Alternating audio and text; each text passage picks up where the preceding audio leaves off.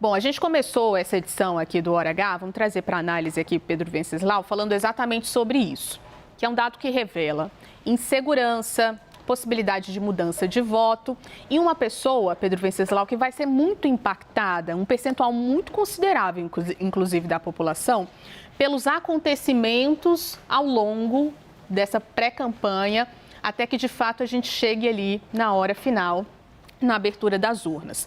Tem um entendimento também de que fatores podem alterar essa mudança de voto, né, em quem está mais indeciso. Economia, a gente sempre está falando disso aqui, estamos num cenário incerto, inclusive sobre a guerra no Oriente Médio, a questão do endividamento, que a gente vem mostrando aqui que é uma grande preocupação do governo nesse momento. O que a gente pode pensar sobre estratégias desses dois lados, presidente Lula e Flávio Bolsonaro, para tentar convencer e segurar esse eleitor que está dizendo, olha, dou voto, mas pode ser que eu mude até ali outubro.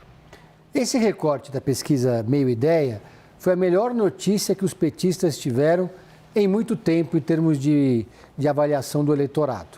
Porque mostra que o presidente Lula, até porque não tem adversário no campo da esquerda, tem o maior eleitorado consolidado. Ele é a opção que esse campo político tem para enfrentar o bolsonarismo e a direita.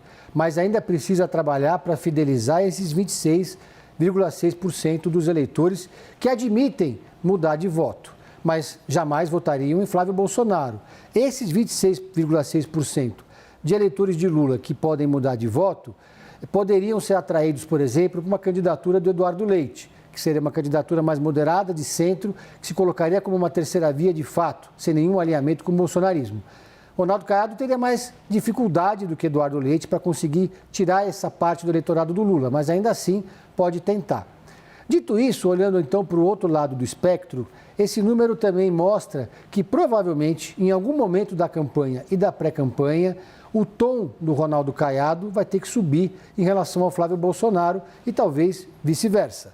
Até o momento a gente vê que o Ronaldo Caiado tem feito críticas pontuais muito discretas ao senador do Rio de Janeiro.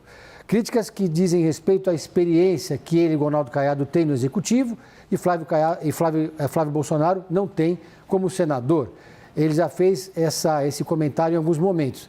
Existe um outro fator a ser explorado por Ronaldo Caiado, que o diferencia de Flávio Bolsonaro, que é o fato dele ser um médico que se contrapôs a Bolsonaro durante a pandemia. Então, apesar do Flávio Bolsonaro dizer que ele é o Bolsonaro que foi vacinado, efetivamente, as lembranças da gestão Bolsonaro na pandemia surgirão a todo tempo durante a campanha. Discursos que colocaram em xeque a questão das vacinas e daí por diante. O Ronaldo Caiado, na pandemia, como médico que é, não permitiu que houvesse nenhum tipo de abertura, apesar da pressão do bolsonarismo.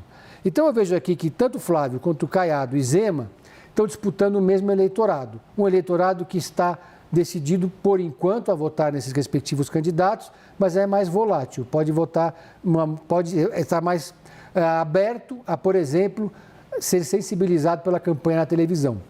E para concluir, esse recorte aqui também mostra que a televisão vai ser muito importante, que as redes sociais cumprem um papel muito grande, maior do que em qualquer campanha, mas a televisão tem um alcance muito maior na TV aberta para um eleitorado que pode ser convencido a mudar de lado.